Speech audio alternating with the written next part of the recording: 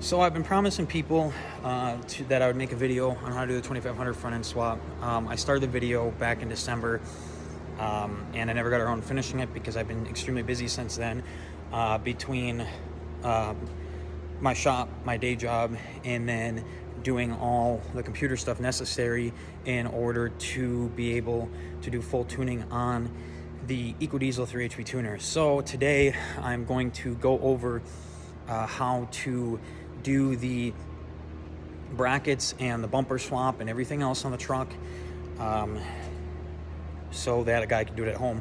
Now, the version of what we're going to do is going to allow you to do it by yourself, and you either to tack weld it or to do to drill holes and bolt it onto your truck. So this is the truck. See 2500 mirrors, 2500 hood, by the way, which you do need 2500 hood struts. They're on the way from O'Reilly's right now. 2500 grill, I think a tradesman grill or something, maybe, I don't know. 2500 Laramie bumper, which I have the sensors for. I just haven't put them on yet. So those will be going on today when I take the bumper off. I just need to get fog lights still. No more death.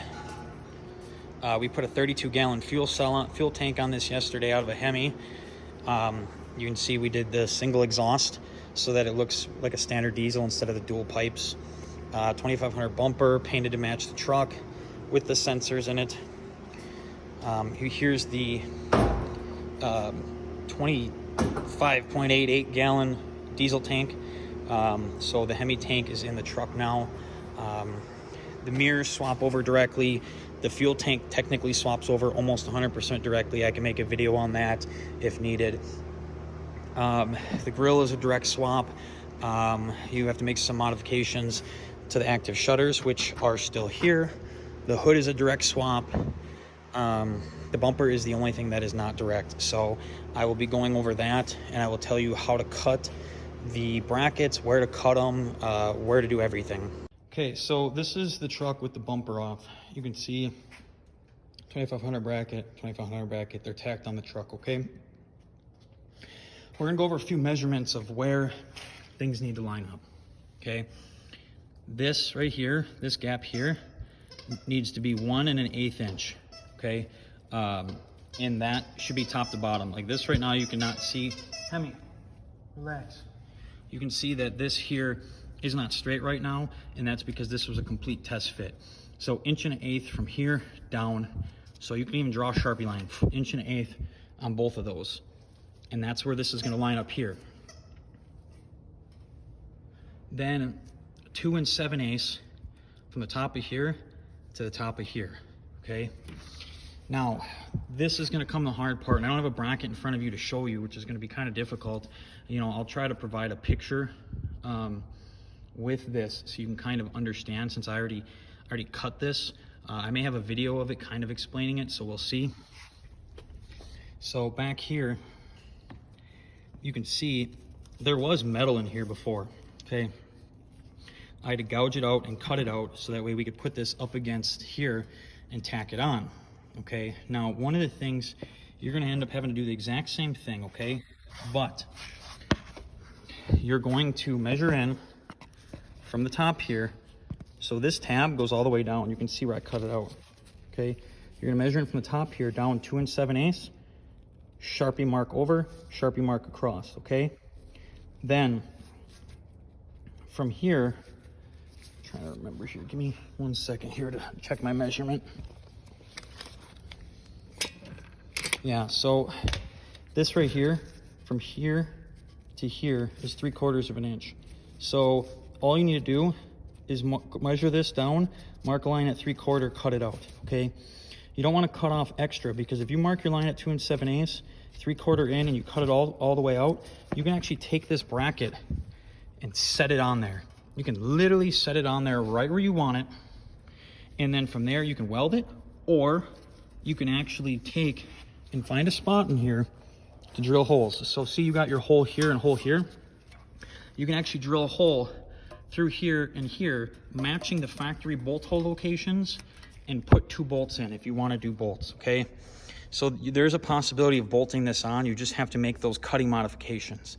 This right here will put the bumper in 100% factory location. You'll have the gap here exactly how you're supposed to, everything. Now, if you want to get rid of the gap or close the gap up a little bit, change this from 2 7/8 to 3 1/4 would be the most that I would go. So you do 3 1/4 here, 3 1/4 here, mark it, and you can actually physically take the bracket and set it right on the front of your truck, right where it needs to go, and take care of that. Now, the one thing that is going to be a little bit more difficult is, you can see this is tacked on square right here. Okay, there's an 1/8 inch gap down here. So there needs to be an 1/8 inch gap, from what I found, for it to line up appropriately with the truck. Now, you can do this a couple different ways. You can square it up, leave it square, weld it, or drill a hole and bolt it to the truck, and put your bumper on and see how your bumper lines up. So you can put this on square, put it on square here, put the bumper on, see how the bumper lines up. If the bumper ends up getting on the truck, okay, if the bumper's on the truck and it's tipped back, I'm sorry, no, if the bumper's on the truck and it's tipped like this, you'll need to put washers on the bottom bolts in order to tip the bumper back to square where it needs to be. So like I said, this is actually a very simple process when you get into it. And you can see, I've actually drove about 10,000-15,000 miles like this with this bumper on. And look, this is how flimsy it's been, 10,000-15,000 miles holding the bumper on like this. So I finally have been able to get around to doing this swap. So your active air grill, shutter, whatever, I prefer to leave these. They have a lot to do with warming the truck up, and they have a lot to do with fuel mileage. So you can see here, we had to trim it here with a grinder. We had to trim this here with a grinder. I don't think we trimmed any of the bottom stuff. And that's it. That's all you need for this bumper to fit on the truck. Everything else bolts in. These bolt in, everything bolts in. The flares bolt on 100%. It's pretty straightforward. It's a very easy swap to do.